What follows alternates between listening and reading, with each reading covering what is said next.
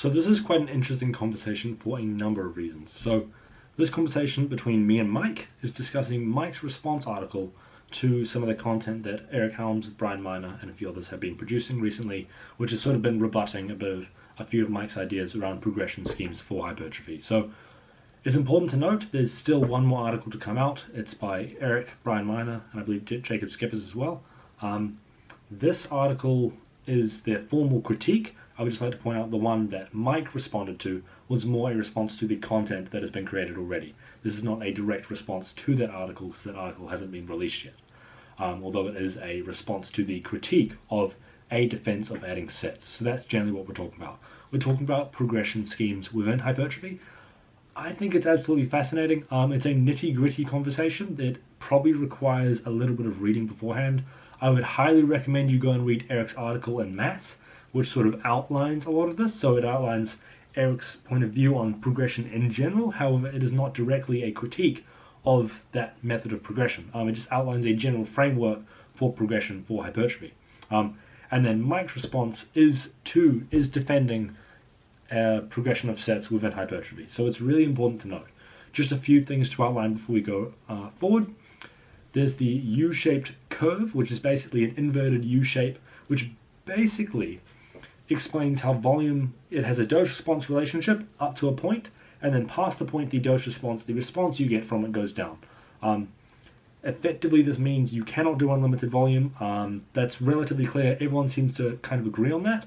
And yeah, the main thing we're just debating is how much, and if at all, you should progress sets within the mesocycle.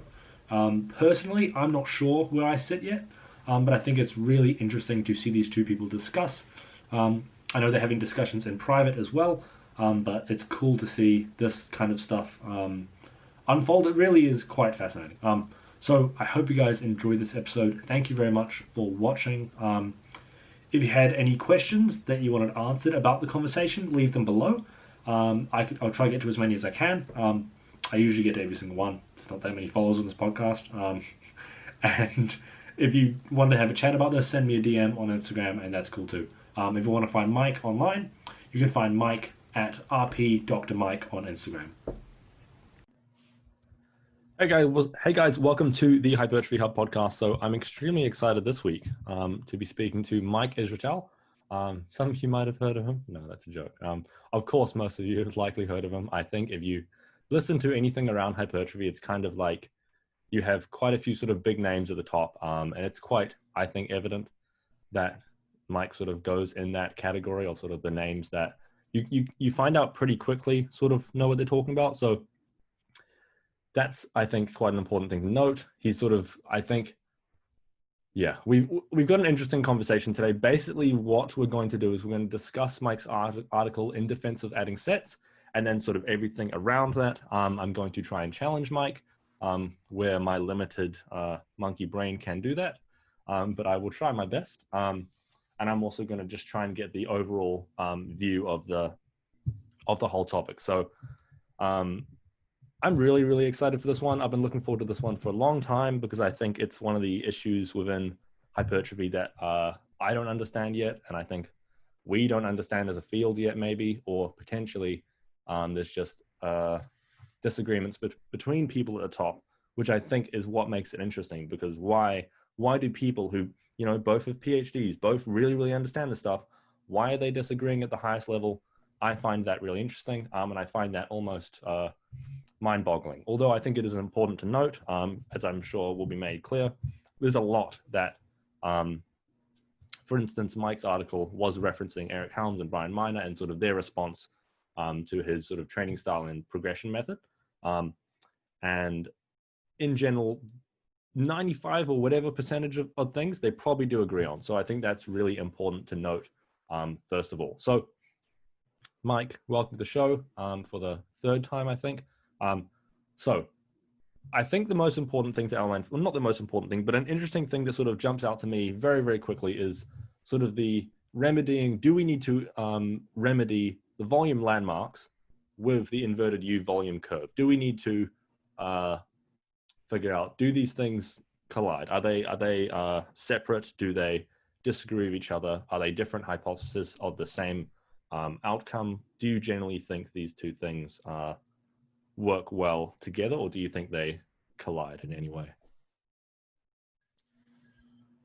So the volume landmarks take into account the inverted shape of the curve, but for a variety of reasons, the recommendations that I've been making tend to be pretty defensible in light of the inverted U. So the inverted U is nothing that I hadn't considered. Very, very well aware of it. So I don't actually see I think if you, certain ways of looking at it, you can see a problem there, a conflict, but I don't specifically see a conflict.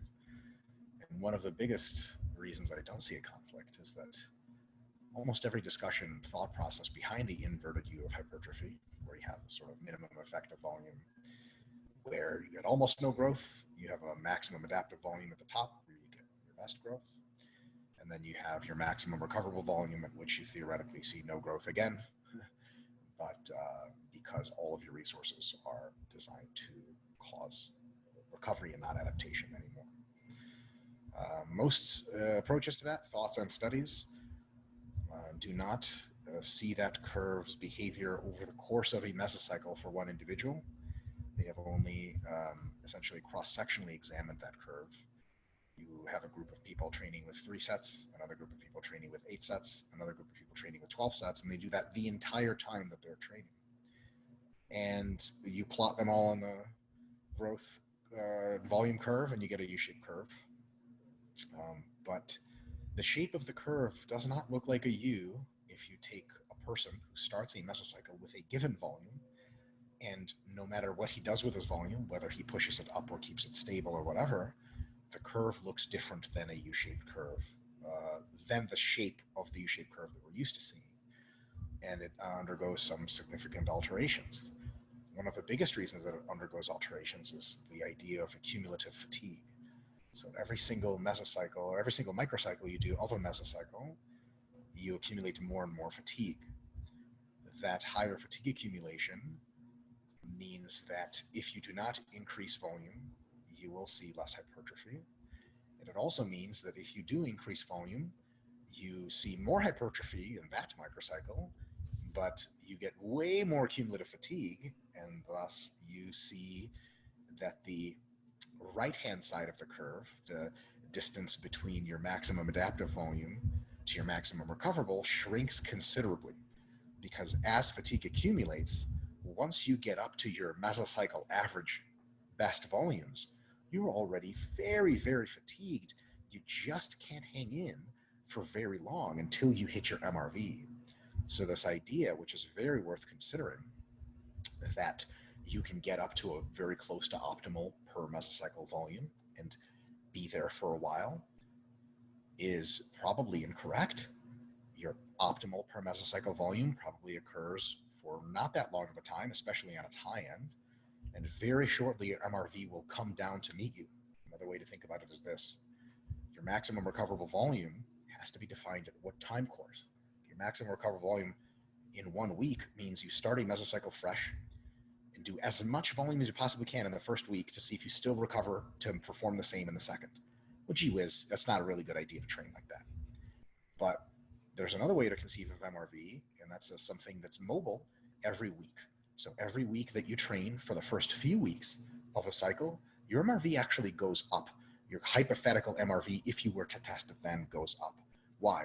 Because your increase in recovery ability and your increase in work capacity become more efficient with the movements. And all of a sudden, like once you're in week 2 or 3, 5 sets just, it doesn't get you really sore, doesn't get you really fatigued, and you can do it no problem, you can recover no problem. Whereas in the first week, 5 sets was kind of crushing you. Right? So your MRV actually goes up. But then cumulative fatigue starts to catch up to you. And towards the latter half of your mesocycle, cumulative fatigue rises exponentially because you're doing very, very hard workouts and you're not getting rid of all the fatigue week to week to week. So what ends up happening is your MRV at any hypothetical point later in the mesocycle is not just the fatigue incurred in that next hard week. It's all of the weeks before that added up to that. And that automatically means your maximum recoverable volume is going to start to inch down towards you. So what ends up happening in real world training is you may start at, as I advocate, and my folks on RP team tend to advocate, start at what is close to a minimum effective volume. You're going to rise up a little bit to what is an average maximum adaptive volume. I would say that they're all in that same range, but then you're probably not going to increase volume a whole lot more after that, because you're into a volume that's very effective, and increasing it a ton more is no longer necessary, because now you're working with very little. You're pushing your body so hard it can't adapt to that level of volume readily to give you more room to progress. So then you do mostly rep and load alterations, and then towards the end you would say, but why don't you keep going up in volume? Well, why don't you reach your MRV? Well, your MRV might just come down to meet you. So you may start a mesocycle at 3 sets per session, working sets per muscle group per session. You may trend up towards 6, maybe 6 to 8. And then you say, well, why not go to 10, 12, 11? Well, by the time you've been running 5 weeks of accumulation of load and potentially reps and sets, and just doing that hard work, your cumulative fatigue is so high that your real MRV in week 5 is like 9 or 10 sets. It's no longer the 12 or 13 it could have been at the beginning of the mesocycle, where you could have had your sort of like captain's log, like we see the MRV of 13 from here, sir. Let's go get it. And by the time you get it, your ship has essentially run out of supplies, and half your sailors are dead from dysentery or whatever. So I'm trying to relate this to New Zealand as much as possible. That's how you folks ended up over there. But essentially, your MRV comes down to meet you, and then you may not end your mesocycle at 10 sets. You may go from 3 all the way up to 8, and then that last week of 8 is your MRV, and you can't continue, and then you sort of peter out. So I think it's a very realistic concern to say, okay, we don't want to end up on the right-hand side of that inverted U curve, because then we're essentially doing like double the work for the same amount of gains we could be on the left side of the curve. But that right side, in reality, with the integration of cumulative fatigue, that right side is much smaller than the left side, and the left side ends up being this big long loop of roughly the same, and then the MAV is roughly the same, maybe peaks out, and then because your fatigue skyrockets towards the end, your MRV bloop comes really quick. So you might have a week, maybe 2, if you're appropriately challenging yourself to actually hit your MRV. Really good news is that the research is finally catching up to these suspicions we've had. Functional overreaching and hypertrophy seems real. By whatever mechanism it occurs, it is certainly an incorrect statement to say, look, if you overreach for 1 or 2 weeks, you're losing ground. You're probably gaining ground at least as fast as you would be not having overreached. So I'm not a big proponent of overreaching, but if the real other end of the U-shaped curve only lasts 1 or 2 weeks, and after that we deload, we get all those gains from that at a relatively optimal rate, I don't see that as a really, really big problem. In addition to that, real quick, just because we're on that subject, hypothetically stopping at some point short of that presents at least 2 problems. One, especially for advanced heart training athletes, you may need to challenge your physiology with exceptionally difficult things for it to budge at all. Just regular good training might not work anymore. So that's something that needs to be considered if we're talking about more advanced athletes. And in addition to that, when you're coming up to those excessively high volumes, we could say, okay, maybe fuck functional overreaching, maybe that lasts too long, maybe the inverted, the other side of the U is just too extreme and we don't want to do it. You reach a question as to when you make the cutoff of, okay, we're stopping here, we're deloading and restarting our volume, either progression or stagnant volume or stationary volume at a lower volume rate. It's very difficult to figure out. So MRV is very, very unequivocal. You know exactly when your MRV happens, especially if you've been at it a couple times. So it's a very good landmark. So I'm not exactly saying that you have to reach your MRV every single time during hypertrophy meso, but I'm saying that reaching your MRV presents a very, very low likelihood that you won't get close to the optimal results. It's very safe, and it is very unequivocal.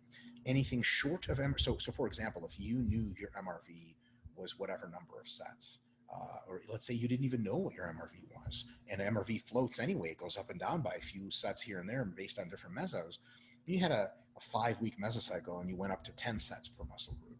And let's say hypothetically your MRV, let's say you didn't know this, but it was really at 14, right? Somebody could ask you, hey, what are you doing next week? And you could say, oh, I'm deloading next week because this is enough. and they could really, and this is something when Eric and I had a long phone chat, I told him it's my like inner YouTube incel. Like there's always like one incel out of 1,000 that's really smart and catches you in the act of like bullshitting. And he asks you a question you can't answer. You're like, fuck, that guy's right. And my inner incel would say, come up to you in the gym and you're like, yeah, I'm done. Next week's deload, 10 sets is enough. He would say, how do you know 10 sets is enough?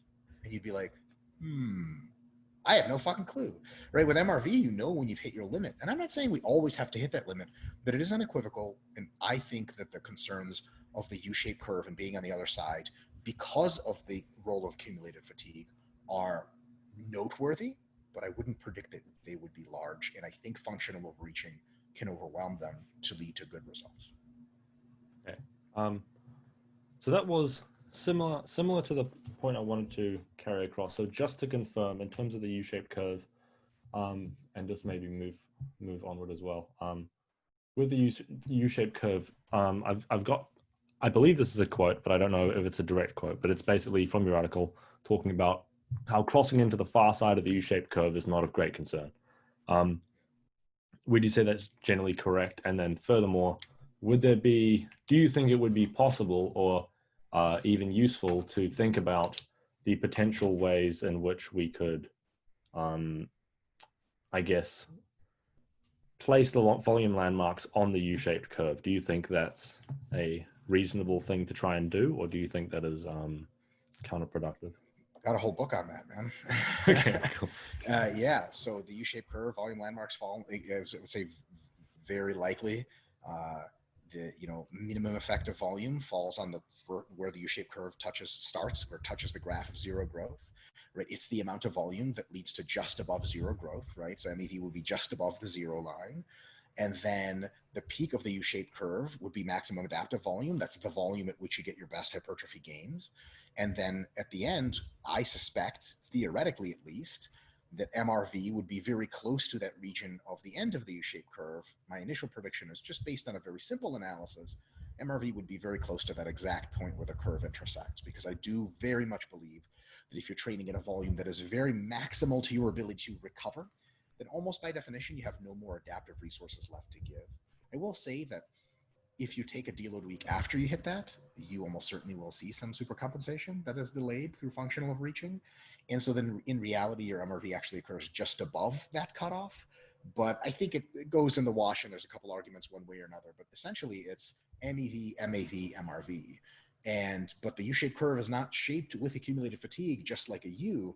It's shaped as kind of a bubble up at the front and then a long slope towards a sort of top end, but not much higher than where it was at the lower volumes. Because as we already know, you do 3 sets of something gives you minimum growth. 4 or 5 sets will get you damn near the best growth. And something like 8 sets will give you just a bit better growth than 4 or 5, but not a ton better, right? So 8 is here, 4 or 5 is here, and 3 is here. So it goes bloop like that, and then it goes up for a while. And then once you've hit, sets of, or 8 sets or whatever your MAV happens to be, the accumulated fatigue has been climbing the whole time, and it now gets into that real big bend of its exponential curve. And I think it just goes bloop like that off real fast. And that part lasts if you progress through volume 1 to 2 weeks. I just don't think people can survive training appropriately hard. And actually, I would like to get into what that means in that range. Now, if you sort of alter your training to be not super hard and in other ways, you can end up doing tons of sets above your MAV in that gray zone of the right-hand side of the U-shaped curve. And then that right-hand side is extended, but it has to be extended artificially in a way that I don't think falls in line with other training recommendations. And this is a point where Eric Helms and his colleagues and I think agree almost completely, if not completely. Cool. Sweet. So before we touch on sort of if you're training, I guess sort of as we outlined there, if you're training hard enough, I would like to, one of the other things that sort of jumps out to me when reading your article and reading Eric's article, and I mean, with all of this, I think I have a limited understanding, being as I don't, know everything about hypertrophy yet. You don't know. You don't need to say that, James. We all have a limited understanding. I know what you mean. I know, but it's there's probably certain pieces of the puzzle that I'm missing, and I think there's probably even things well, I mean, you guys are not omnipotent, I think. So there's, yeah. Far One from of the one of the things that I sort of, it rings out to me that I sort of think about is, it feels as though one of the key points that seems to be the difference between your perspective on it and Eric's perspective on it seems to be but I may be misconstruing this or reading it wrong here, but potentially might be the sort of rate at which we adapt to or sensitize or desensitize and sort of, you can, I think there's a whole group of things we've sort of came across around this, like for instance the primer phase, or for instance resensitization, desensitization phases, etc. Sort of adaptations to volume and how fast they occur. I think that seems to be, to me, it seems to be one of the main points of maybe disagreement, or maybe points of where there seems to be something that's not quite the same in terms of you guys' perspective. Do you see that to be the case? Do you think you guys have a different perspective on how fast you adapt to either prior session volumes, or how much of an impact maybe that prior session volumes and last mesocycle's volume even has an effect on what you should do for a certain volume in this session, if that makes sense? Like one of the quotes, I don't know if it's a direct quote, but sort of the idea that sort of one of the things that Eric sort of stated in his article, and it's not a direct quote because I don't have the quote here, but it's basically talking about how doing more work will basically lead to you being able to do more work. Do you have any thoughts on that general, that whole spiel? I'm not a big fan of that statement standalone, and I don't think Eric meant it standalone. It has been quoted standalone. I'm not a big fan of the statement because that statement could be applied to almost everything else. Doing more load just makes you better at doing more load. Doing more reps means you're doing more reps. Doing lower RIR means you're doing lower RIR, makes you better at that. It certainly does. So it is correct that doing more makes you better at doing more. The real question is, does that confer any hypertrophy advantages? So the rapidity of adaptation to volume and the necessity to do more is not a central component of our volume progression at all. What is a central component is that whatever your average mesocycle optimal volume is for hypertrophy, at the beginning of the mesocycle, after a deload week, especially with a change in exercises and or repetition ranges, it is unlikely that it is a good idea to start at that volume in week 1, because you are going to get an inordinate amount of soreness, and you may not even have the work capacity at that point to get the most out of that volume that you can. So let's say we take a look at the work of James Krieger in summarizing a variety of literature and say that the average per mesocycle best gains were seen at roughly 8 sets per muscle group per week.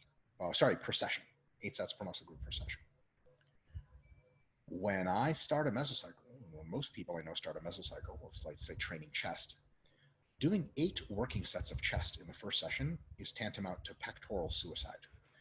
That will leave you sore much longer and much more severely than would be recoverable within the next 2 or 3 days, which you should probably be training again, given that 2 to 4 sessions per week is probably optimal. So I don't think it would really be a good idea to start your quote unquote MAV, because that's just your meso average MAV. That's not like what your MAV is now. So in order to avoid that excessive damage and excessive soreness, and in order to build some more capacity to get up to those eventual volumes, I think it is a wise idea to start with less volume. So instead of starting with, let's say, 8 sets per session, you start with 4 sets per session. And 4 sets results in a pretty decent pump, pretty decent stimulus. And by the way, you are, after a week of not training very hard and potentially with a change in exercise selection and so on and so forth, you're actually quite sensitized to growth a little bit more than usual. It takes less to grow you than usual. Not by much, but just by a little bit. And more prohibitively, you can't do more, because then you'll fuck yourself up and damage yourself all to shit, and it'll be a session that's, in some case, wasted, and in other cases, a needless injury risk. The great elevation of volume after a period, however short, of time off has been correlated quite well to injury risk. Right? So I'm not interested in coming into the gym after a week of almost nothing and doing 8 fucking sets of anything per muscle group. So maybe you start with 4. And 4 is challenging, but very good. there doesn't need to be a desensitization to the 4 where the next time if you come in and do 4 sets again, you grow less. I think hypothetically by a small margin, you absolutely will grow a little bit less from doing the same thing again. But it may be a very, very small difference. And you could potentially just keep hammering out 4 and 4 and 4 and 4 and 4 and deload. But the thing is that you know your optimal volume average for the meso is 8. So given that you do 4 and now you're much better work capacity, which is a small issue for people that are in very good shape, but recovery ability, which is a big issue, like you no longer get super fucked up sore, you do 4 sets, you get a twinge of soreness, it heals. You do 4 sets again in the next session and you get almost no soreness at all and it heals 2 days before you have to go again. So now we know 2 things. We're no longer getting very sore prohibitively, very much muscle damage from our 4 set sessions. And we also know that our mesocycle average MAV, maximum adaptive volume, is probably in the range of like 8. So we should probably add sets, maybe do 5. And then 5 is new, it's novel, it's more. It'll grow you more, not because you've adapted to growth in some special way, but because your maximum adaptive volume is still ahead of you. You do 5, you incur a little bit of damage, not too much, and slowly, so on and so forth, based on autoregulation. Is your performance continuing to be good at or above baseline? And is your soreness healing on time so that you are not taking consecutive overlapping DOMs, which I think is a terrible idea. Defend that shit to the grave. As you are incrementally healing better and better, gently, slowly, you can add more volume until you get to like 8-ish or so. And then in your last week before training, I think functional overreaching has enough merit that you can go slightly above what your MEV is into the MRV territory of 9 or 10 sets per session. And then you won't be able to sustain that because next week you will just underperform because you can't physically recover from that much, plus the accumulative fatigue. And then you do a deload. So we have stretched a mesocycle all the way from roughly your minimum effective volume with slow gradations of volume increase as your body can tolerate more and more work up until your maximum recoverable. Now, for advanced individuals who are very, very used to training, that transition might occur from 5 sets to 7 sets, meaning that you start at 5 because you're fucking well trained. You're not going to get sore from 5 sets, certainly not debilitatingly, but you don't want to start at like 7 because it's like a bit much, right? And you start at 5, and then halfway through the meso, you go up to 6, and then towards the end, you go up to 7, and then you deload. And if you're hyper super advanced, then maybe you start at 6 and end at 6 and use only load progression and repetition progression to target that IR to make the sets harder. But I don't think it's a good idea to assume as a matter of principle that volume additions should not occur within the mesocycle. I think if you are in such a position that you start with whatever number of sets, and in order to keep the stimulus sufficiently difficult and sufficiently close to your maximum adaptive volume, you do not need volume additions, fuck, that's awesome. But you may be in a position where you had to start nice and low because you're real sensitive to training and to damage. And you start at maybe 3 sets per session. And you know that after 2 weeks, 3 sets per session is no longer getting you remotely sore. It is fucking incredibly easy to do. And you also know that almost every study and maybe work you've done on yourself before where you've tracked your growth shows that the mesocycle average best result is sure as hell not 3. It shows your meso average best result is like 10 or 8. Why in God's name would you not add sets in that meso? Do you really need to finish the meso at 3 sets and be like, well, okay, but clearly just wasn't hard enough. Let's start with 5 next time. Like, why not just go all the way through the whole loop, sort of check every box, get the easy growth in the MEV range, get the tough to great growth in that middle range, and then finish off with a little drop of overreaching, deload, and then repeat the cycle. When you repeat the cycle, because you've deloaded and because, as Eric is correct in saying, you don't desensitize to volume very rapidly, you know, your MEV might be still 3 sets. And then 2 mesocycles, 3 or 4 mesocycles later, 10 mesocycles later, it might be 4 sets and then 5 sets. And so that takes years to go up. So one of the things that surprises people the most about how my friends and I train, myself and Jared, myself and Charlie, is that we return to very low volumes at the beginning of every meso because we want to milk out those easy gains because we don't want to rush into things. And just on a real note before I shut the fuck up and let you ask another question, I think people have the psychology. I'm actually making a few YouTube videos on this, which will be released in a few months. We record way ahead of schedule, but people have this idea that, and this is something Brian Miner is actually very, very good at refuting, that overload is this completely linear process that you just need to keep it better and present more all the time, with no retrogression ever. And that if you like finished the squat mesocycle at 225 for 5. You had better start at 230 for 5. Otherwise, you're just a villain. Literally, you're just an enemy of mankind, and you want weakness to occur. That's just not true, and it's just definitely not true for volume. So that whole cycling from MV to MRV is a process that repeats itself with very little change, very slow incremental change over the years and years and years. And it's not something where you just keep going and shooting it at the moon and saying, man, if my MRV was just higher, I could rule the world. It's not even if your MRV becomes higher because you have you've gotten better at your eating, and you've gotten better at your sleeping, you've gotten better at your training technique, that's great. But if you're just trying to push your MRV as high as possible, you're essentially saying, okay, I can recover from more. But a lot of the ways in which you did that actually flattened the curve. And for any given volume you have now, you actually grow less. Think about an endurance athlete's U-shaped curve for their legs. You take an endurance athlete, someone who's a very high-level marathon runner. I've trained folks like this at the collegiate level before. Here's how that training works. You give them a set of 10 in the squats, and you say, go real close to failure. And because they're slow twitch, the last 6 reps look like grinders. You're like, oh my God, how the fuck is this guy still standing? And then they put the bar down, which is essentially their, hi, honey. My wife just came home. So it's essentially just their like almost 10 rep max. They rack the weight and they go, I felt pretty good. And you're like, what the fuck? You're supposed to be vomiting blood. And then you give them a whole bunch more sets and they get a tiny little bit of soreness after like 5 sets of 10. You're like, fuck, clearly we need more. And you add volume, add volume, add volume. And they adapt so quickly to volume because they're so slow twitch, their work capacity is so incredible. You start at 5 sets per session and you end up going to 20 sets per session, and they don't grow much at any of those junctures. And their problem is not that their MRV is too low. Their problem is that the adaptive magnitude at every volume level is too low. So you definitely don't want to turn yourself more into an endurance runner by proactively pushing volumes as hard as you can. Volume addition should be done in an auto-regulated manner where if you're still below your MAV average or close to it, but not above it yet, and you're clearly recovering with excess recovery ability left, all the theory I'm aware of says that you probably do a little bit more work and get a little bit more gain. Oh, beautiful. Yeah, I did not know that thing about the endurance runs. Interesting. They can just keep going. It's really crazy. But that, like how many of us can run 26.2 miles? Like, different strokes. I used to be, before I got into hypertrophy, I used to be a distance runner. Fuck that. Not doing that again. It just keeps hurting you. Yeah, These sets you can stop and rest. Yeah, no, not a fan.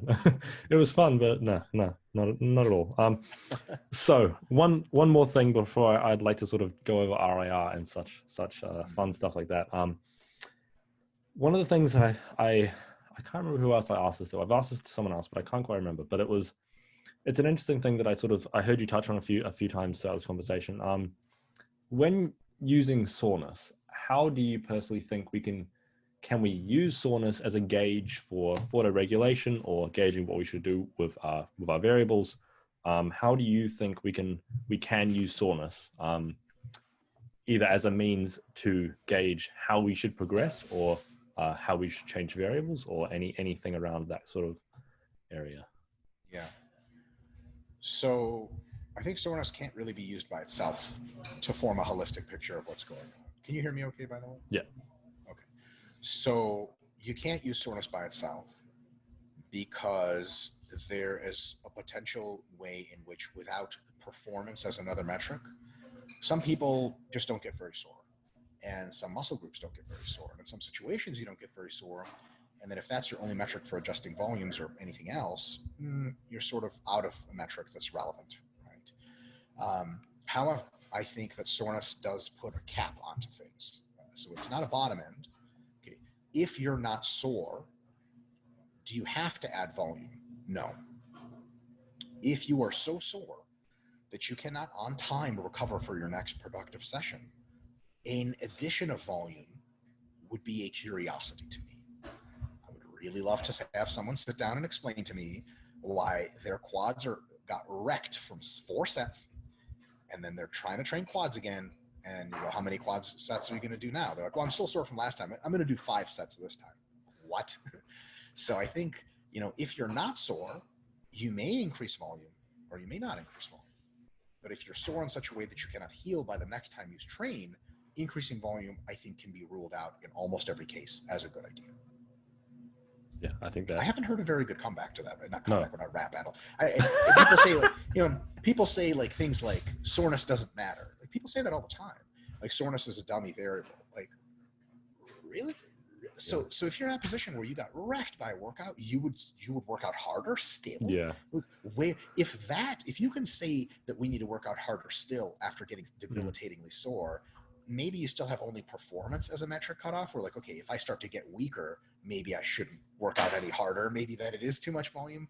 But for me, soreness is a good indicator before you get to performance that, okay, something mechanistically there is having trouble recovering, and maybe doing more shouldn't occur. As a matter of fact, James Krieger, the way he runs his volume progression, because he does a similar progression to us in intramesocycle volume addition, I believe he does it exclusively based on soreness, where if he's no longer sore, he adds a set. And if he's still sore, then he doesn't add a set. I think adding performance to that increases the effectiveness of the autoregulation, but I think at the very least, if you're in that position where you're super fucked up and you're still adding volume, I have no idea where you're going. It's like your rocket is like burning on the end it's not supposed to be, and you're like, fuck it, press the gas harder. We're going to the moon. All right. Yeah, no, I think once you think about training for long enough and you train for long enough, I think that thing seems evident to me, like quite quickly, like the idea that like, okay, yeah, you were sore as fuck. Like, should you really be adding a lot more weight or any weight or anything at all? Really, it's like, well, you couldn't walk last session, and you think 3 days later you're still slightly sore. Should you add more? Should you even do it? Digging a bigger hole. Yeah. Where do you come out of that hole? That becomes an interesting question to ask. Yeah. So I think, would you sort of mentioned before, touching on sort of proximity of failure and all that, is there anything you would specifically like to outline there? Yeah, totally. So Eric Helms and I had this chat. This is actually something that he has published in a Mass article. Highly recommended for folks to check that out. Of the fundamental difference between load additions, rep additions together, and separately set additions. And I'm using my own logic here, but I think he's very much on the same page for at least the part of load additions and rep additions, that load and repetition additions, their essential purpose, so they're largely interchangeable, is to make sure you're targeting your RIR correctly and making sure every set is appropriately hard, right? So just to keep things very, very general, anything between 3 and 0 reps in reserve is a defensible per set relative effort, right? If you're training with 5 RIR, someone's like, really, what are you doing?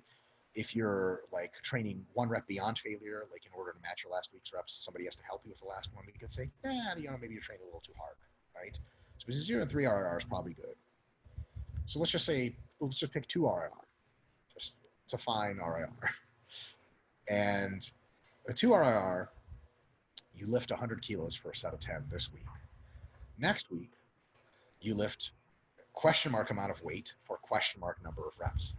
But the good thing is we can answer those question marks flexibly, but with the general principle of whatever that answer equation equals, the equal sign on the other side has to be, or at least 3 RIR, because if you fall off to 4 and 5 and 6, but clearly you're just training less and less hard every single week. And someone could not only say, why aren't you progressing? They could say something worse, like, you're out of the range in which remotely optimal gains will be seen. Right? So we definitely don't want that. So for every set to be sufficiently hard for us to justify it as a hard set, which is the core critical building block of hypertrophy programs, we got to do something to make it sure that the RIR, I would say, at least doesn't fall. It potentially results in a rise of at least doesn't rise. Fucking RIR is backwards. At least doesn't go 4, 5, 6, and maybe stays at 2, but potentially even goes 3, 2, 1, 0, something like that, right? In order to do that, adding sets really is a shitty way to do that because it relies on only cumulative fatigue.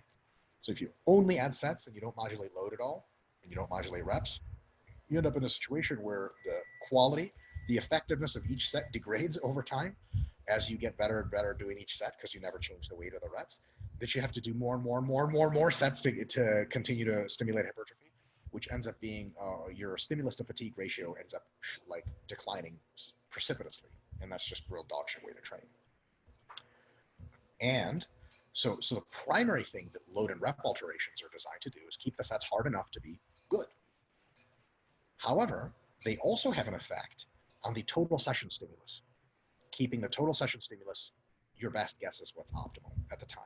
And like, my version of what's optimal at the time is that, it slowly rises and peaks, and Eric's is that it's relatively flatlined. Either one, it doesn't matter. We have a sensation of what is enough sets to do a good job. So load and rep alterations absolutely impinge on that, because if you increase the quality, effectiveness of each set, it does increase the total stimulus magnitude of the session itself. However, set additions on top of load and rep alterations give you further modulation of your session quality, of your session effectiveness, total session, without touching the set stuff. Are they always necessary? No, because if it's enough to just raise the load and raise the reps, increase the effectiveness of each set, then maybe we don't need to increase volume, and that's awesome. But it's not going to be the case in all situations. And there are some situations, quite common, where what you would have to do in order to get better at, in order to increase your total session effect, what you would have to do to every set would degrade the quality of each set.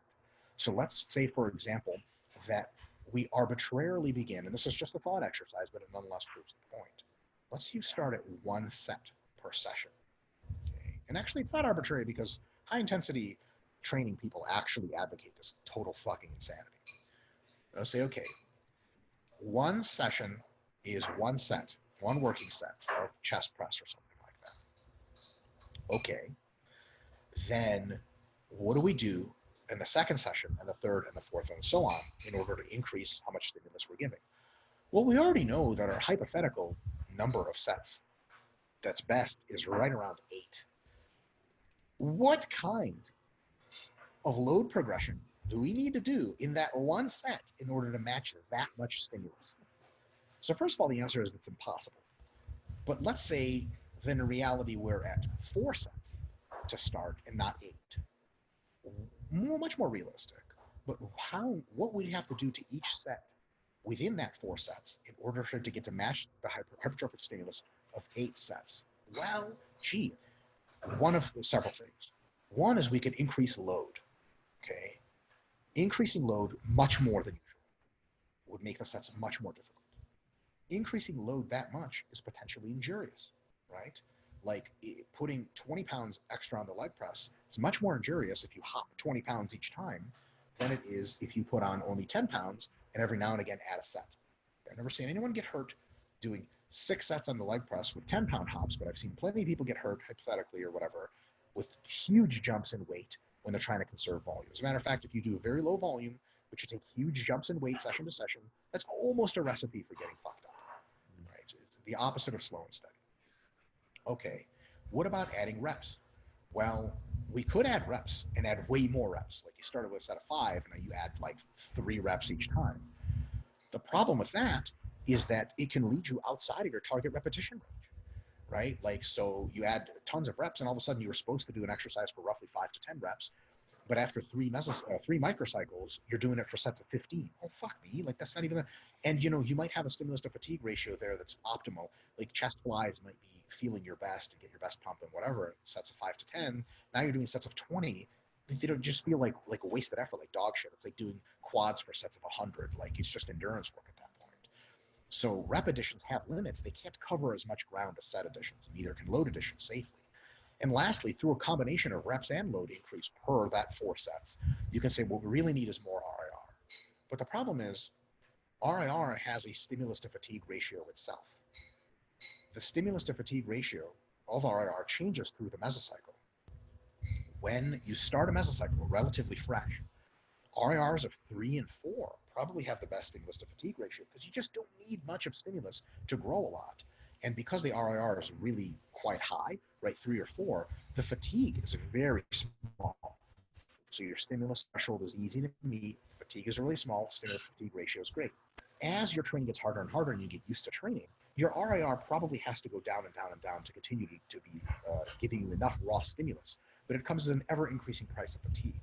And training to failure is very stimulative, but way, way, way more fatiguing than training 2 RIR, 3 RIR, what have you. So if your idea is, okay, I'm going to conserve my volume, keep it really low, but I'm really going to get much closer to failure, the total stimulus to fatigue ratio of your program is no longer as good as if you kept the RIR moderated and you added sets instead. So an example there is, what is the better stimulus to fatigue ratio? And this is something that is, of course, there's no way to prove this without tons and tons of studies, but just give it some thought.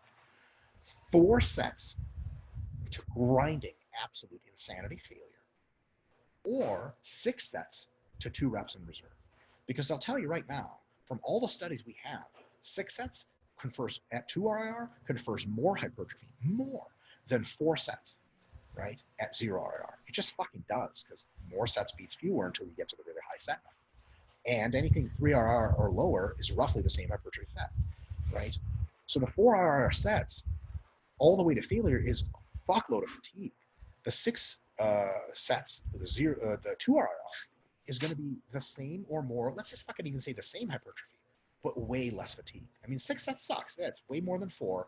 But 2 RIR, and James, you've trained for a long time, you know this, 2 RIR is a fatigue world of difference from 0 RIR, especially if you know how to train hard.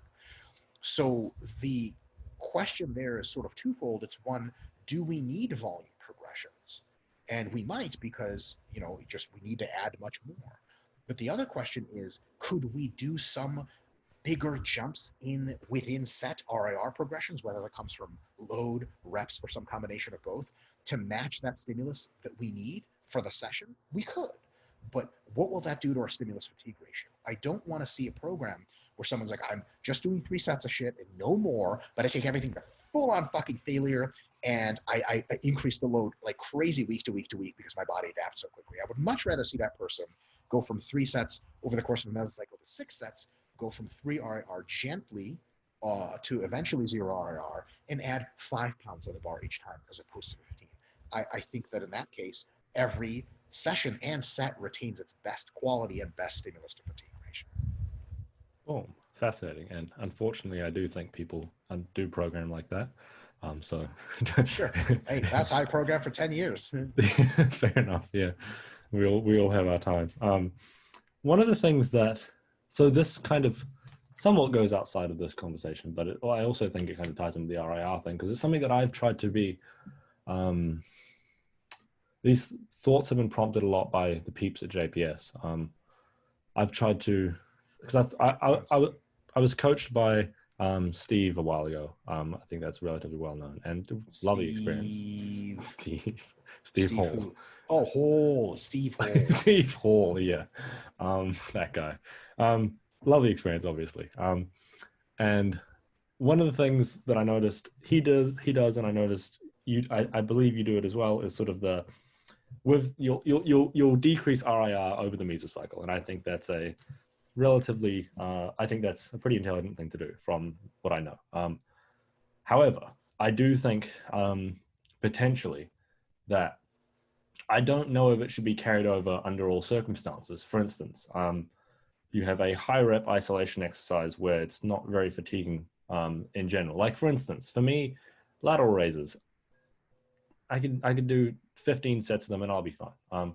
Or I could do them, maybe a better example is I could do them at 1 RIR or 4 RIR, and I feel as though I'm going to get basically somewhat a negligible amount of fatigue based on where I go there. Relatively, you know, there's still going to be a difference in that stimulus to fatigue ratio.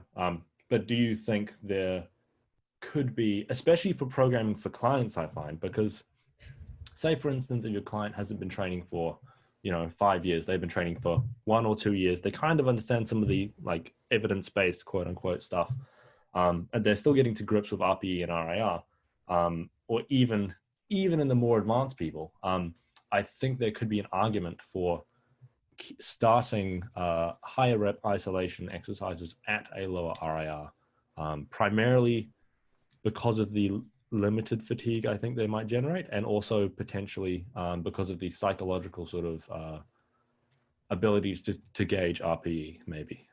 But I'd love your thoughts on that. There is a distinct advantage of doing that. Maybe 2. One advantage is it saves you time in the session. because you can go closer to failure, you get a little bit more productive sets. And then you don't have to do as many sets. And like for someone such as yourself, who does 15 sets of laterals and feels fine, maybe it's better to you go to close to failure and just get 10 so you can fucking leave the gym. The other one is some people, what they think is close to failure is really very, very far away from failure. And for folks like that, then maybe starting closer to failure is a good idea so that they don't fuck themselves up and just end up start at 10 RIR in reality and end up at 6 or something. So those are very good ideas. What I will say is that I'm not so sure that the stimulus to fatigue ratio changes between compounds and isolations. I'm not sure. So I could ask some questions back to be sort of skeptical and try to poke some holes. If there's not a huge difference in fatigue between sets pretty far from failure, 3 RIR with isolations and 1 RIR, are we assuming that there's a big difference in stimulus? And if there is not a big difference in stimulus, then why the fuck are we trying that hard? Like, if it's similar stimulus, and mind you, most of the research that's been done is on single joint movements in beginners. And 3 RIR for beginners who are shitty at guessing it is equivalent to 0 RIR beginners. So is there a real reason that we need to be pushing close to failure? You mean in terms of stimulus specifically? Yeah. Right. Yeah. So what is it that we're chasing for? We say, well, we can go closer to failure on isolations and not pay a big price. So like you can also shoot yourself in the dick, and if you miss one, you won't bleed out. You'll have like a still functioning dick. But like, what's the benefit? Now it's a very uncharitable analogy, but on a serious note, it's like, what is it that we're chasing, right? If we can do high RIRs, relatively easy training, still get great benefits, there needs to be something that convinces myself to train harder. And maybe it's the argument that beginners and folks like that just don't train hard enough. Right. I think I have a potential solution to that argument, however. Couple of points on that. One, those folks should be focusing much more on technique than they should be on getting close to failure. And if you start going real close to failure, technique degrades and they learn poorly. So for folks like that, I wouldn't even put an impetus on that sort of thing. Secondly, the idea of auto-regulated progression, specifically in load and reps per set, takes care of that problem for you. So you start with a set of 15, let's say first set of 15 of lateral raises. You think it's like 2 or 3 RIR. Who the fuck knows? That's your guess. Next session, you should seek to either add load, which for lateral raises is pretty fucking impossible unless you have magnetic plates, or add reps. So then you add a rep, then you do 16. Now, 16 is, you either made a huge adaptation, and now it's 4 or 5 RIR, it's not 3 or 4, or it's like the same 3 RIR, or it's like 2 or 1 RIR, because you push the pace a little. The next time you come in, you should seek to add at least another rep to try to get the RIR the same as it was or lower. So that what Steve and I do isn't necessarily starting RIR low and just see where it goes. We start RIR low with the goal that we are going to force the progression, so long as we are seen able to recover from it, to slowly but surely every week or two drop the RIR by 1.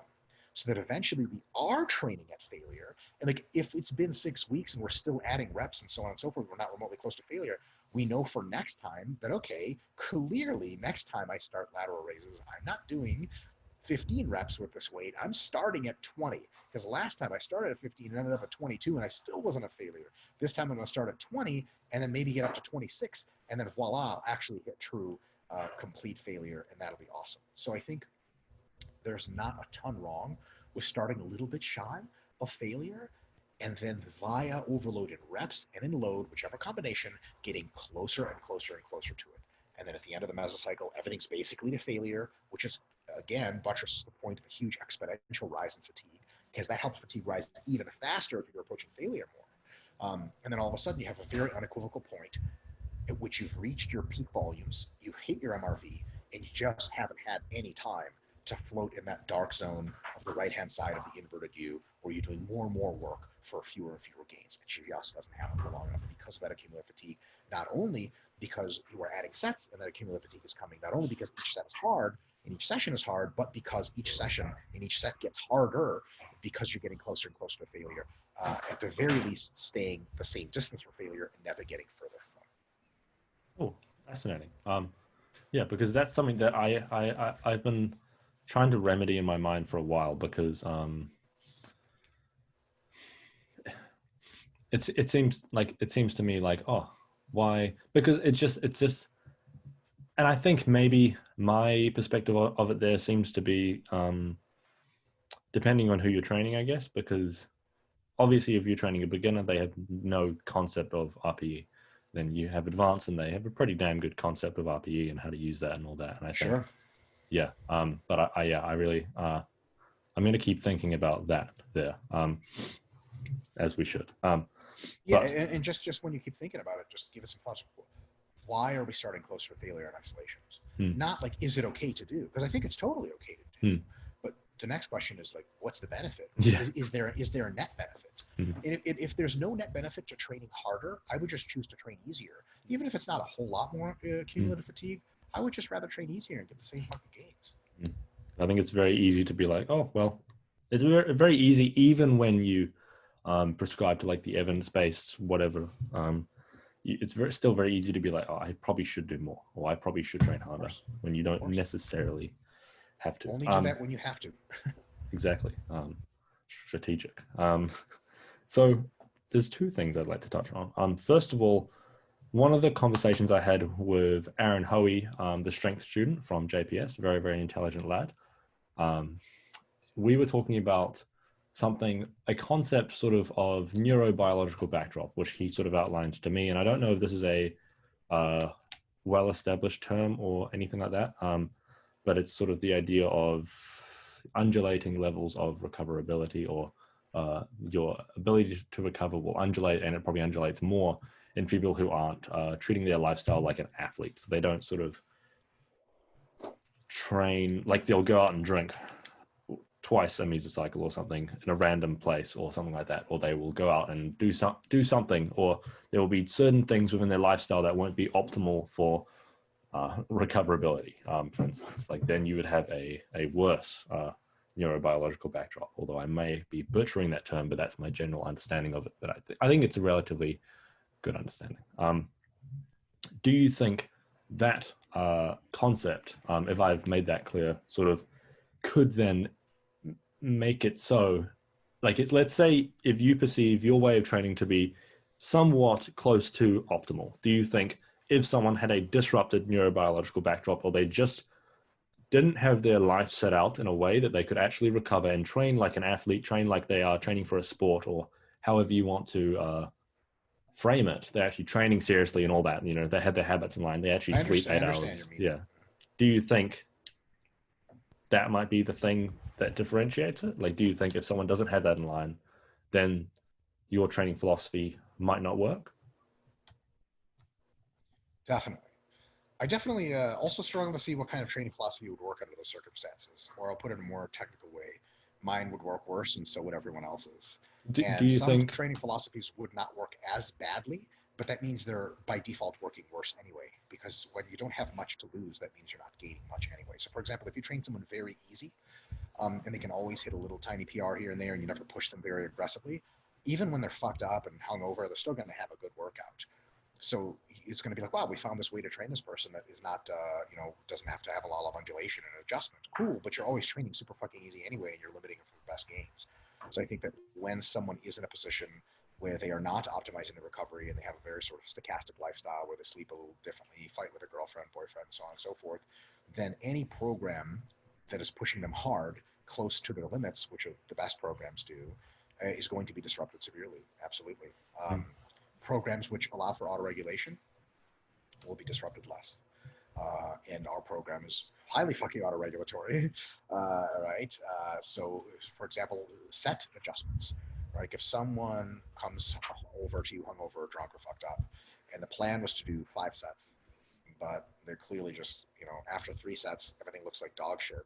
I would just do 3 sets that day. Yeah. And then the next time I would do 4 sets because they had a little sort of mini deload almost. Mm. And then I would do 5 again. And then I would do 6 and so on and so forth. So that earn their right to go back into the training progression. So autoregulation strategies help a person like that a ton versus just sticking to the plan would probably be a real bad idea, right? Better to autoregulate than to stick to the plan. But if we sort of have an ideal, a second best, and a worst, sticking to the plan is the worst. Autoregulating is second best. Ideal is not going out and fucking getting drunk with your friends in the first place, right? So we have to keep that in mind. Yes, unfortunately, that is the case.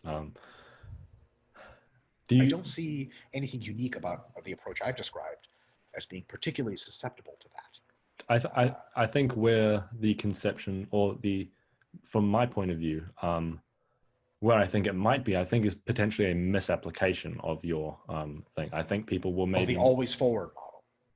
Kind of, yeah. Like they always will add no matter what. Yes. So for instance, they'll be like, oh, I was doing X this week. I'm going to do X plus 1. Say if it was a set or whatever. You had a set on something and you did shit, like you fucked up in the weekend and you went out 2 times, did a bunch of drugs. It's like, well, do you really how much fatigue did that generate? Like, who knows? Yeah, or how 100%. much? Yeah. Yeah. Because I think that might be. Mind you, so sorry, real quick. Mind you that if we take, and I don't think Eric and his colleagues are making this extreme position, but if we take the more extreme position that adding and or subtracting sets within a mesocycle is always a bad idea, we actually preclude any solution to that problem for that rigid of a methodology. So like if someone comes in and they usually do 5 sets, and we say that that's optimal volume. If they come in super fucked up, we just say, well, we can't change the set number because the sets are the sets. Let's change the load or the reps. Why are you doing that? Maybe just do fewer sets and you could have relatively high quality but shorter workout rather than changing the other things. I don't even know which ones you change, but I think autoregulation should be kept with a very open mind that there are times and places where we adjust the reps, times and places where we adjust the load, and times and places where we adjust the sets. Cool. Fantastic. How are we for time? I have 2 questions that I would like to ask. One is a bit more great. Cool. So I'm going to leave the last one, which is sort of a bit more out there, but I think it'll be very, very interesting. In terms of basically signs of a deload, would you be able to outline how? So, for instance, like a example I have personally, I have a whole bunch of fucked up shit in my back and all that, blah blah blah.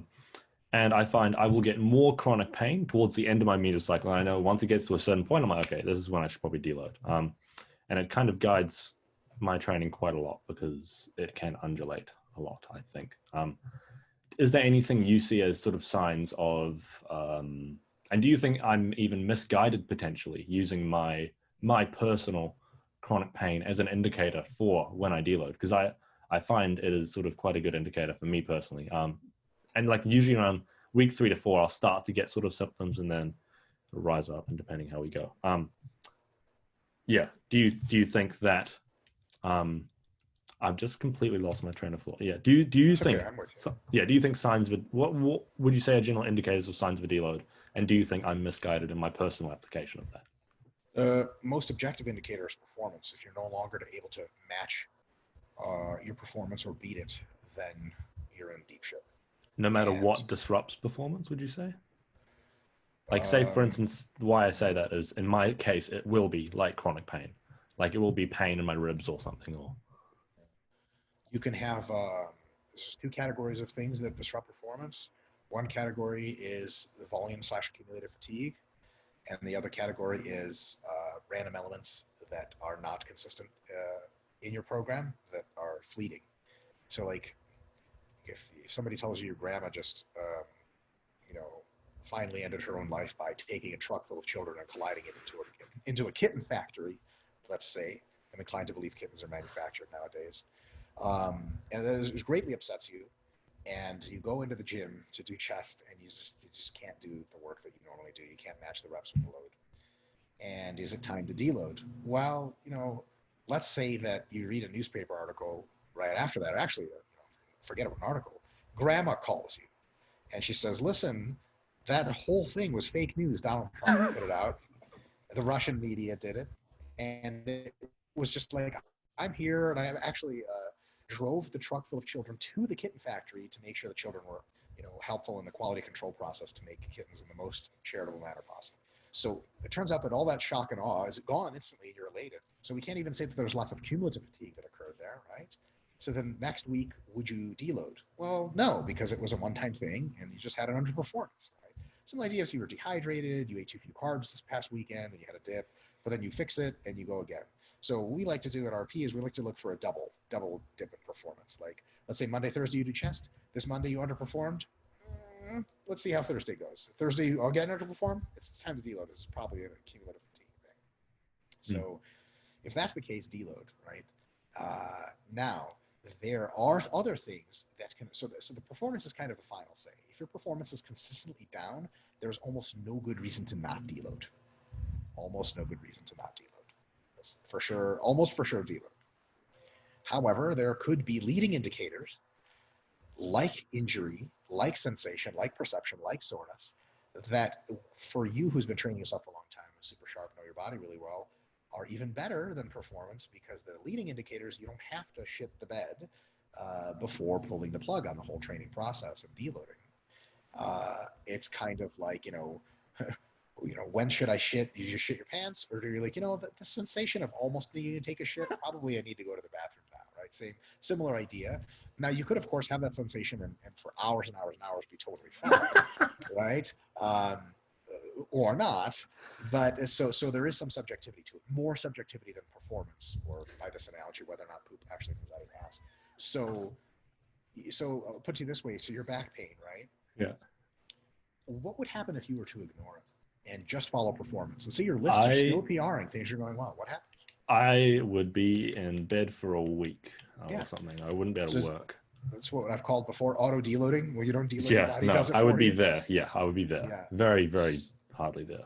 Yeah. So that's no good, and you're doing a very, very intelligent thing. Now, if you were someone with some sort of undefined chronic pain and some sort of I could tell as a client that you were just a very, very kinesiophobic and very injury averse with no logic whatsoever. 2 or 3 weeks of accumulation, you're like, I don't know, things hurt. I'm like, what hurts? Show me what hurts. I've got everything, and clearly you're just going nuts. I would try to calm you down and say, well, let's try another week and see how it goes. And you hit a big PRs on this next week. Oh, you're doing so great. Let's try another week, and you just keep going and going until they flatline a performance and/or their pain is so great that they just psychotically break down or something.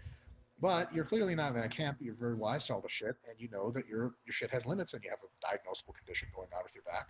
So it's one of those things where I think you're doing an excellent job in pushing your body as hard as it can. Because imagine if I was your coach. Imagine how that interaction would go. You're like, hey, Mike, my back is really, really fucked up. I know from prior experience, if I push it for another week, I'm just going to be in bed because it's going to be useless. In what fucking world would I be like, fuck pussy? That'd be insane. So I'd be like, oh, no, yeah, let's back the fuck up. What we don't want people to do is, in the absence of, there's another thing with soreness. My training partners and I, we know our bodies well enough that, this is a big secret. We almost never actually hit MRV. I know it's crazy, right? We usually start deloading the week after we're predicted to hit MRV. But we've been to MRV so many times, we know when it's going to happen. Like that last set of bench, it's like you barely fucking get it, and then you get sore for 4 days. You're like, there's no way I'm going to do the same, and there's no way I'm going to recover in a week's time from any of this shit.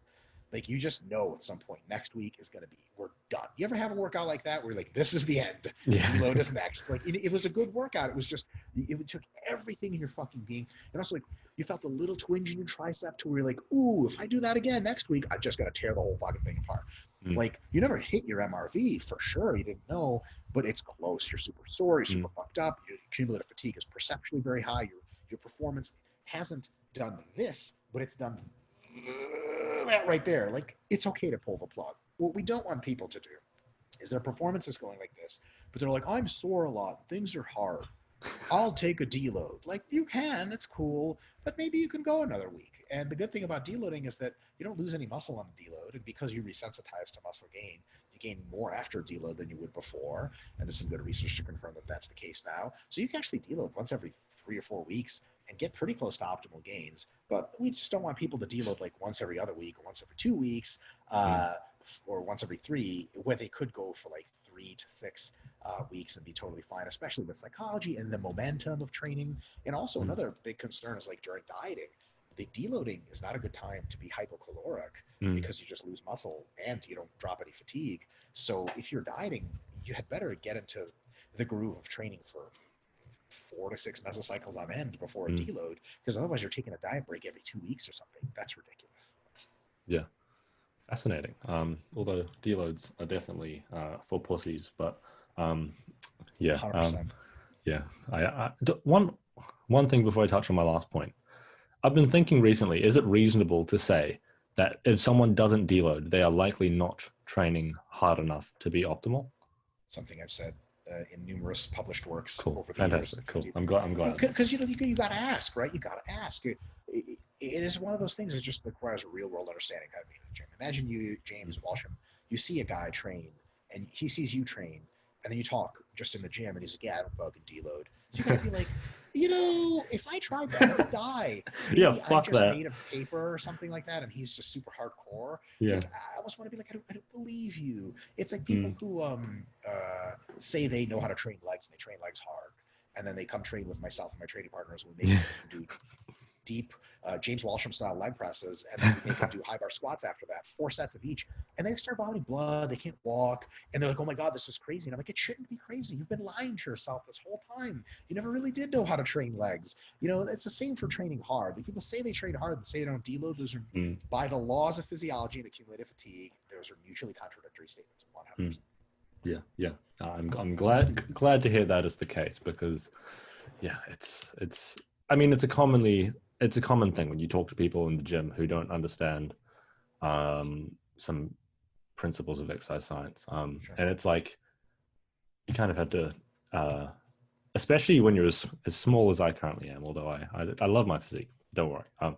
But it's like, you have to have that conversation where you're like, oh, well, you don't actually understand training, do you? But you just kind of have to ignore it. Yeah, I talk to IFB pros that are way bigger than me, and it's just in the back of my head, I'm like, you're a fucking idiot. Like, it's fine. But also, like, you got to cut people some slack. Some people say they don't deload, but they'll take a week off every 8 weeks or every 6 weeks. That is deloading, right? It's just not the greatest way to deload, but it's very close to the greatest way. Yeah. And then for them, that's totally fine. It's one of the most common questions I ever get on like YouTube and Instagram comments whenever I mention deloading. Is people like, is it okay if I just take a week off? And it's like, yeah, it's totally fine. So and that functions very, very well. Yeah. So there is one last question I'd like to touch on. Let me know what you think of this question. We can cut it out if you think it's too controversial, or I don't think it is. Okay. Sure. Here we come. No, don't worry, it's not too bad. I think it's relatively evident that over a long period of time, you and Eric, and mainly you and Eric, seem to sort of there seem to be multiple ways in which you guys seem to disagree. It often does become public, because it's usually an academic disagreement. It's not like, you're a fucking idiot, shut up, man. It's not like that. We have obviously tons of those privately. Yeah, those are only in private. Yeah, I'm just kidding. I know. And it's interesting as someone who like gets to know a lot of people in the evidence-based space, and I get to sort of understand the relationships between people, and I understand a reasonable amount now compared to what I understood before. And it's fascinating to me to see, okay, people who arguably, I would say, in the world, there's not many more people who understand hypertrophy there's probably a handful or whatever. Like, there's such a small degree of people who understand hypertrophy. I don't know, my mic's fucking up. Who understand hypertrophy to the degree that you guys do, yet you guys still disagree. Why do you think there is that disagreement that seems to occur?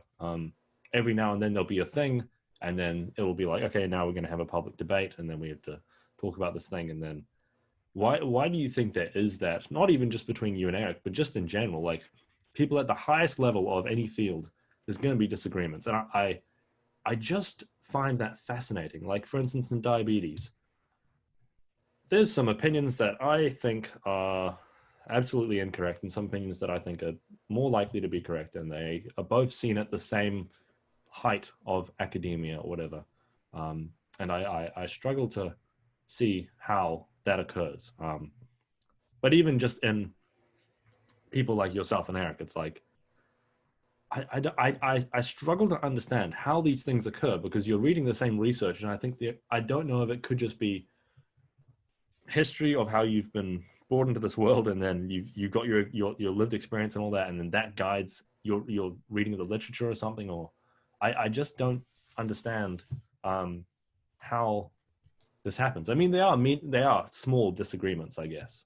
They're not like 90% disagree. It's usually like 95% agree. But yeah, what did you think about that? Yeah, that's a good question. I think part of that sort of disagreement topography that you've described is a little bit illusory, and it's an illusion that's crafted by the fact that once there is sufficient evidence and practical recommendations and agreement on something, it becomes something basic we don't discuss anymore. And it's relegated into this peripheral world of invisibility where it's like, well, Mike and Eric disagree on everything. Like everything we talk about disagreeing about, sure. It's a similar situation with like, you know, the state of the world in 2020 versus the state of the world in 1980 or 1940 or whatever 40-year period back. It's easy to see like, oh, I mean, there's always controversy, there's always pain, there's always trouble, there's always everything's bad. But like, yeah, but right now in Thailand, someone is richer today than they were on average in the 1950s in the U.S., where they were starving in Thailand in the 1950s. Back then, they have a fucking cell phone and they order Uber. What the fuck? Like, so because we tend to focus on smaller and smaller, we always focus on the controversy, and controversy is never going away. Because you only have so much of a bandwidth for controversy, there's this whole rest of the world out there, and you only focus on the controversy. There's certainly enough to put into that bandwidth, and these things are always controversial. So fundamentally, Eric and I do agree on 95% or something like that. And we've actually received criticism from none other than Ian McCarthy himself on even debating the volume progression versus not, because he's like, this is a stupid fucking debate. There's not enough direct evidence here. It's all just essentially just people waxing philosophical for no good reason. And he has a point that, you know, it's a hilariously small thing to debate, and it doesn't change program design very much. And everyone thinks it's like, well, we must disagree on everything. So there is that thing to it as well. And once we have sufficient evidence and something's been resolved, it's no longer really debated much, right? So then there's not a ton of disagreement. In addition to that, that's how a field is lively, is the experts at the top of the field debate things that are at the forefront of the field and have some disagreements. And the reason we have disagreements is there's many, many reasons. The degree of thought given to something, prior practice into something, beginning assumptions. I think most of the disagreement we have with Eric is because where we begin our mesocycles and how we view where we're going is a little different enough to result in a different structure. So there's nothing wrong with those disagreements at all. What we would love for folks to do that want to learn a ton is first learn the stuff that everyone in the evidence-based community pretty much agrees on. Once you have a real good understanding of that, then you can sort of go into these areas of disagreement. And another reason there's areas of disagreement, and this is sort of what I ended up Facebook commenting to Ian McCarthy's protestations, was that there's actually very little point in debating the evidence because the evidence speaks for itself. Like if we have 20 studies on volume, there's no debate to be had. The fucking shit is in. Like this is how it works. So people, their controversy is precisely in that gray area where we have a few pieces of research, but maybe what's seen in the gym with coaching is a little different. There's a clash there. There's different perspectives. Once the research is sufficiently voluminous, then there's no more point in having debates. Like I don't know of anyone who's sane and not sort of captive in faith that debates evolution. You know, like how fucking much evidence do you? I don't debate evolution with people online. I'll put it to you that way because I think it's just beyond the pale. Like we already know. Right? That's why there's no controversies in evolution among the experts. But in like exactly what forms of natural selection occurred in the Precambrian, there's not a lot of data on that. And some models predict different things, and then you have like life and death debates in evolutionary sciences, people publishing papers, hating each other because they think one method of Precambrian natural selection must have been, you know, the predominant one, and this other person who thinks it's fucking crazy and insane. And I will say this, you know, like for me personally, my intellectual development and sort of intellectual location, on the one side of me, I have Jared Feather, who usually presses a bit more into the be proactive, push more, attain more, train harder, etc. And is skeptical of previous ways of doing things more than average. And on my other side, I have somebody like Eric Helms, who's a bit more on the conservative side. If you have gains, don't fuck it up, just keep going. Don't make large volume alterations, don't make this and that. And they always say very, very intelligent things to me to poke holes in my perspective, which tends to be intermediate as far as I can see it. And that makes all of us better. So I think a lot of people like have this idea that Eric Helms and I are like have this huge disagreement and we fucking hate each other. I think Eric Helms has a very high degree of conviction that he is correct. And more than that, has a moral sense of keeping the evidence-based community evidence-based and keeping it off of wild speculation that's wrong and is going to lead people down very blind alleys of very bad practices. That's, I think, how he sees himself. That's exactly how I see him. He's like the moralistic Captain America of our little merry band of evidence-based people. I love it. Highly essential. Because if Eric doesn't think you're right, you'll know about it. And if you callously say, I don't give a shit what you think, he'll think it's a very bad thing that you're giving people advice, but you don't know if it's true or not, or you don't care, right? On the other hand, I guess I maybe more of the cut myself some slack, Tony Stark or whatever, where I have some interesting, probably a little wacky ideas, but I think I'm right and I think I can support them. And the degree of support might be intricate, and the level of advancement might be very applied and very like, okay, this is what works in the real world versus what we can so far marshal very good direct evidence for. But I'm okay making those leaps. Because think of the balance there between the more conservative position of Eric Helms and my more liberal position of exploring relationships of data, maybe taking a few hypotheticals that seem correct and coming up with a training plan rather than deriving everything literally from research. I think in the middle there, the same golden zone that probably Brad Schoenfeld occupies, that is really where, you know, most of the good stuff happens. So I think this is we shouldn't see this Helms versus Israetel shit as like our industry's broken, you know, right? Because people see it like even the experts can't agree. No, Dumb motherfucker. The experts aren't always supposed to agree, and that's how we get close to truth. Yeah. And there's going to be modification of positions, and there's going to be people, I'll be the first to say this, that replace Eric and I that are much smarter and better and more talented in every way and have a better view of the picture.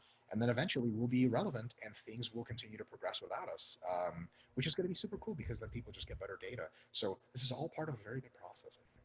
Don't worry. When you guys are old, I'll still have you on the podcast. It's fine. You're gonna be nobody by then. You're gonna be like a fucking just a ghost of your former self. You're gonna be like a homeless dude on the side of the road, and someone's gonna say hypertrophy, and you're like, I used to do hypertrophy, and you're like, hey, guy, here's $1. Can you get the fuck away from me? Yeah, it probably is how it is.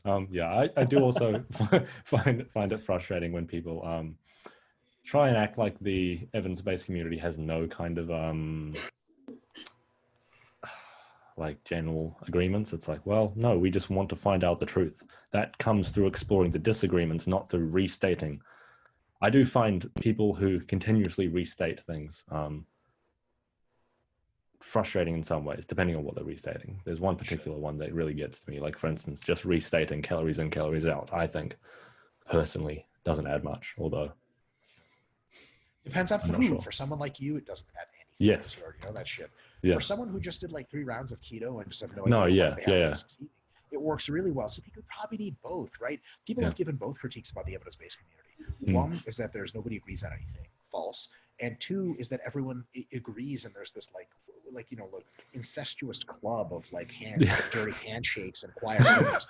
I think, you know, Lyle McDonald takes the position that everyone, and it literally mean everyone in the evidence-based community who's of any kind of note hates him or whatever is against him. He seems to find that that's evidence of some kind of like, you know, inner circle.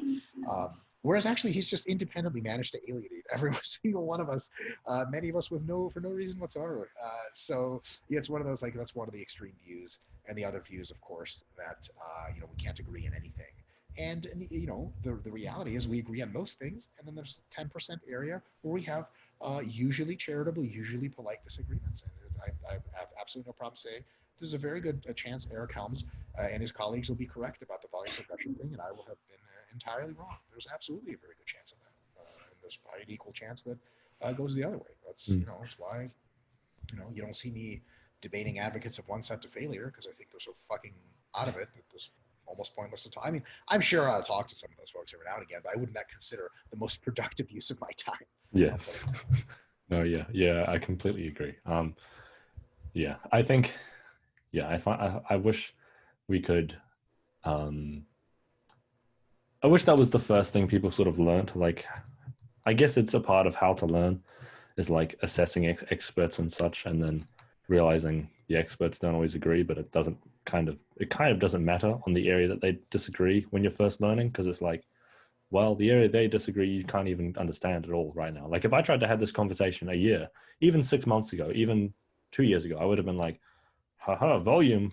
I wouldn't even know what volume is. Like I couldn't tell you the difference between volume load and set volume. It's like, that kind of, it's like this stuff is fundamental. Like I think I asked you last time, it was like, do you think a understanding of all the theory or a large amount of it has to come before you try and challenge or create new theories? It's like, yeah, you need to learn a shit ton. Well, so real quick, I think that extends to every single field. And many of us, all of us are experts in, most of us are experts in no field. And a lot of us are experts in only one or two fields, and just dilettantes in everything else. It's important not to seek disagreement and controversy in those fields as a matter of course, specifically to sort of like buttress a point that you want to be correct, but you're not sure. So people do this, for example, like I'm an avid amateur economist, whatever the fuck that means, consumer of economic literature. And what I first did in economics was to try to educate myself on the basics, and I'm still doing that. I had a very, very limited understanding of advanced economics. And every now and again, I'll get into unfortunate discussion on social media about economics, which I always try to avoid mostly. And someone will, like, start citing, like, National Bureau of Economics research papers specific to one little aspect and be like, oh, this contradicts your idea. And then I asked them something about price theory, which is fundamental, and they just get it wrong. They just have no idea what they're talking about. And I'm like, you have no idea if you're right about this advanced controversy because you don't even know the basics. You can't even evaluate it. You pick this because you're on the right or you're on the left, and it just happened to fit your view. And you're going to just marshal as many pieces of data completely out of context, you don't even know if they're in context or not because you don't know anything. And you're just going to lie to yourself. Terrible. It's much better off that people learn basic economics first, and then probably not even get into the waters. Like some people ask me, what do you think about, this type of approach to monetary policy versus that? And honestly, I have no fucking clue at all. As long as whatever policy doesn't violate the basics, I'm good to go. It's like someone saying, like, do you think you should do the Helms approach of like keeping volume set volume the same and then only increasing it every meso if needed, or should you increase set volume throughout the meso? My first question would be like, okay, are you generally between your minimum effective volume and at least below your maximum recoverable? They're like, yes. Be like, 90% of your gains are just going to be somewhere in there. Train not too little, not too much, and you're good to go. And the details are the details. So you don't need to answer that question. But a lot of people in many fields will look at a field, have no understanding of the basics, and will just start citing stuff. I mean, for the love of God, look at these people like citing research on masks and stuff, COVID-19. Like they'll just be like, oh, wear a mask or grandma dies, and on the other hand, you'll be like, what masks are stupid and don't work at all. Like both those masks are marginally effective, a very small effect. But if it's possible for you to wear a mask, and depending on what cohort of population you reside in, it's probably a marginally good idea. It's not going to save lives, it's not going to save the world, but it's probably going to reduce caseload in hospitals by a small margin. That's just, nobody wants to hear that shit, though, right? Because you have to have some basic epidemiology understanding, infectious disease understanding. That shit's tough, man. This is like, it comes to a point where I'm like the worst book recommender ever. Is people say like, oh, I'm interested in XYZ topic. What book should I read? And I just find a basic college 101 textbook. And this is a good start. And they're like, oh man, I wanted something entertaining, but I didn't know you want to be entertained. I thought you wanted to be informed. So yeah, it's like if I wanted to go and learn about diabetes, and the first thing I read is the case against sugar. It's like, okay, well, that's yeah. You know what you already want to know, right? Yes. Just say it to yourself without reading anything. It's yeah. Cool. Yeah, I think that was a fascinating conversation. I think I learned a lot. Do you have anything you would like to restate or cover before we finish off? On the direct topic at hand, I think it's just important to keep an open mind that we need to make sure that the quality of each set is good, the stimulus to fatigue ratio of each set is good, but also that just modulating that may not cover all the ground we need to keep the best stimulus to fatigue ratio for each session. And that if you start on the intentionally very easy end of things, set additions may be a tool you want to use within the mesocycle versus waiting a whole mesocycle to see how that plans out. So Cool. Cool. And then where can people find you online? RP Dr. Mike on Instagram, and then Renaissance Periodization on YouTube. We're full-time YouTubing now, so we have content once a day, maybe once 5-6 days a week. Tons of new videos all the time. We're going to keep going, and people seem to like the channel. Yes, I've been really enjoying it. I really enjoyed that the series. I think you called it The Process. Very, very nice. Really the more cinematic kind of. Yeah. I was watching your lecture the other day on, I think you called it prioritization. Very, very good. It's cool that like that is online for free. Fucking insane. A lot of people seem to be saying that, like, I can't believe this is free. I can't believe people are charged for that shit. Well, actually, I can. We used to. RP Plus is a resource we had a bunch of these kinds of videos on, and we're actually slowly transitioning from RP Plus into YouTube. So a bunch of old RP Plus videos are popping up on YouTube. So everyone, within a matter of, if we have a huge backlog of RP Plus, probably two years of videos. Within 2 years, all of RP Plus is probably going to be migrated to YouTube, and it'll just be free for everyone to use. So just click on the ads and buy the V-Shred products, whatever the fuck they sell in that shit, so we can make money, goddammit. But in any case, that YouTube, and RPstrength is the main Instagram for folks actually interested in buying any of our products or services. Cool. So I just finished my podcast with Dr. Mike. Always fascinating. Like, these guys are fucking smart. Mike has a PhD, I believe, in exercise physiology, sport science, something like that. I don't actually know. I should know, but it is what it is. We kind of discussed his article in response to Eric's article on volume progression over a mesocycle, mainly set progression in particular. Man, it's interesting because these guys disagree and they're at such a high level and all that.